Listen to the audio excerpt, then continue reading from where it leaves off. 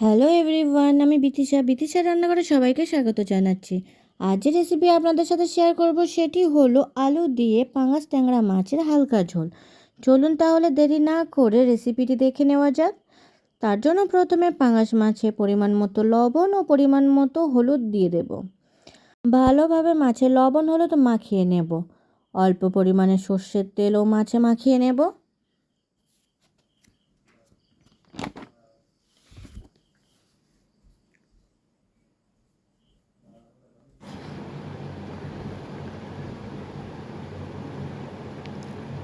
কড়াইতে পরিমাণ মতো সর্ষের তেল গরম করে নেব। তেল গরম হলে লবণ হলুদ মাখানো পাঙ্গাস মাছগুলোকে এক এক করে গরম তেলের মধ্যে দিয়ে দেব।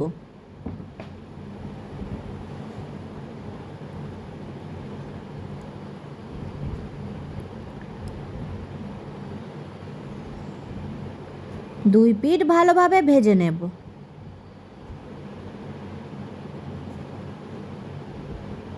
দুই পিঠ ভালোভাবে ভাজা হলে ভাজা মাছগুলোকে এক এক করে তুলে নেব।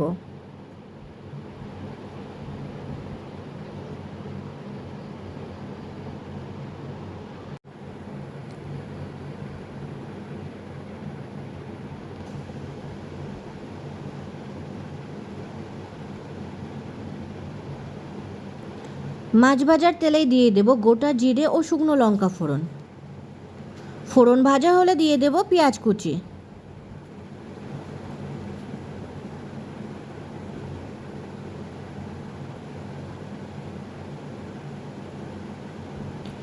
পেঁয়াজ ভাজা হয়ে নরম হয়ে আসলে দিয়ে দেব থেতো করা রসুন।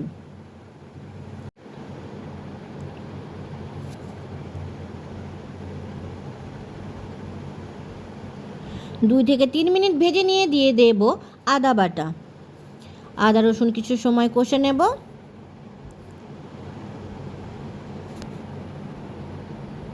আদা রসুনের কাঁচা গন্ধ চলে গেলে দিয়ে দেব লম্বা লম্বা করে কেটে রাখা আলু। কিছু সময় ভেজে নেব।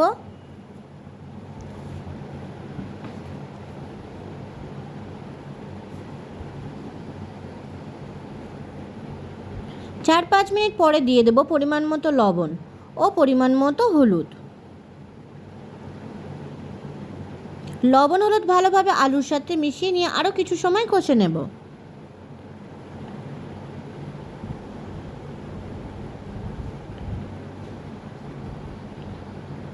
দিয়ে দেব বেশ কয়েকটা কাঁচা লঙ্কা ও টমেটো কুচি।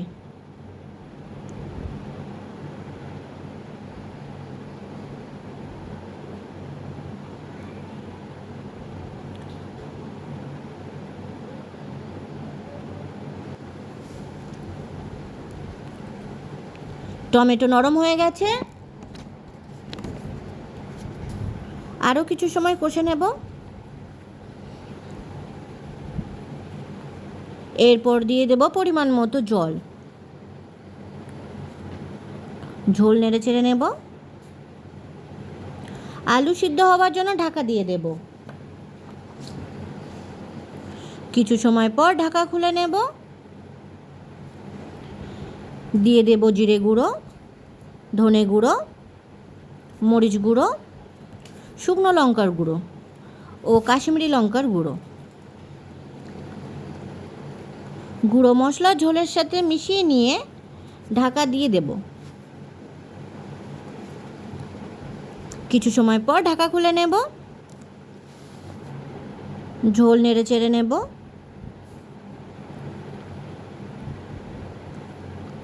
দিয়ে দেব ভেজে রাখা পাঙ্গাস মাছগুলো।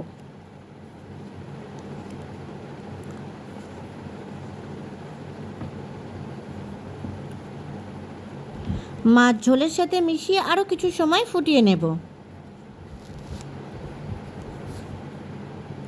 মাঝে মাঝে ঝোল নেড়ে চেড়ে নেব।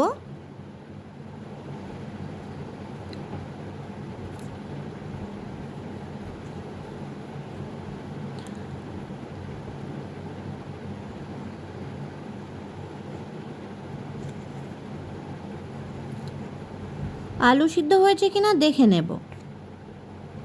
আলু সিদ্ধ হয়ে গেছে।